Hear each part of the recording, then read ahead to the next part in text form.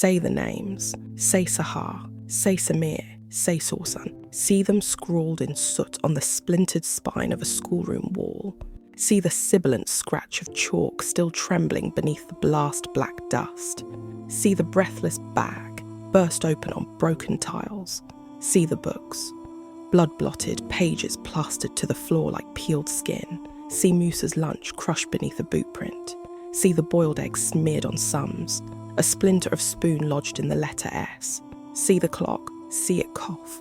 Then crack, its hand spun backward by the shockwave. Split and stopped at the exact second childhood ended. See each desk a burnt offering, each chair a charred bone. See them sit where they were struck, still as if silence had turned them to cinder statues. See Yasmin's braid, singed to the spine. See her hair melted to her shoulder like wax on wood, one earring still swinging as the sirens stuttered outside. See the classroom globe spinning slowly now. See scorched continents bleeding into one grey smudge. See Palestine peeling at the edge, a ghost curled in the crease of denial. See the finger they found, gripping a pencil stub like a blade. See the tip driven deep into the desk, a final full stop no one had time to read. See circle the verbs written on the board, black now blistered. See the chalk melted into scabs.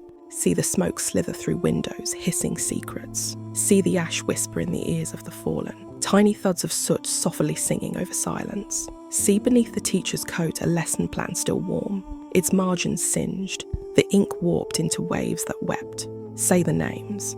Not softly, scream them. Let every consonant crack in your throat. Let each syllable seethe.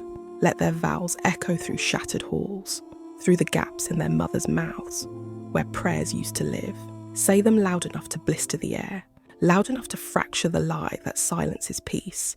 Say the names, because they learned to vanish, into plaster dust, into plastic ash, into red ruin, into roaring forgetfulness. And the world, well rehearsed, looked away again. Behind the lines, I wrote this poem as a way to bear witness. I'm not from Palestine, but I couldn't turn away from what's happening there.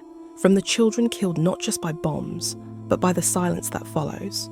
I wanted to write into that silence, to resist the way headlines blur, how names become numbers, how classrooms reduced to rubble are quietly pushed to the edges of global attention. The poem takes place in a bombed-out classroom, because that image stayed with me, a place meant for growth, discovery, language, now hollowed out and burnt. I wanted the small details left behind, a spoon, a scribbled sum, a desk with no one in it, to carry the weight of the lives interrupted. It was important to me that the poem didn't look away or soften what it saw. I wanted each line to act like a fragment recovered from the wreckage, to insist that even in destruction, these children remain visible. There's grief in the poem, but also anger. I didn't want to mourn quietly or make the violence abstract. The metaphors here don't offer escape.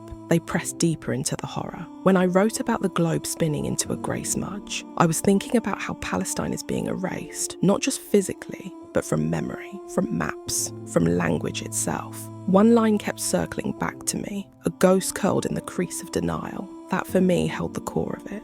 The way forgetting becomes another kind of violence. The way refusal to look, to name, to remember allows the killing to continue, not just of bodies, but of futures. In the end, I wanted the act of naming to feel like defiance. To speak their names, to see them, is to reject the erasure. It's not enough to feel sad. The poem asks us to hold memory like a weapon against silence, to carry grief that doesn't settle, that doesn't fade, to see what war leaves behind, and to say, this happened, this matters, this must not be forgotten.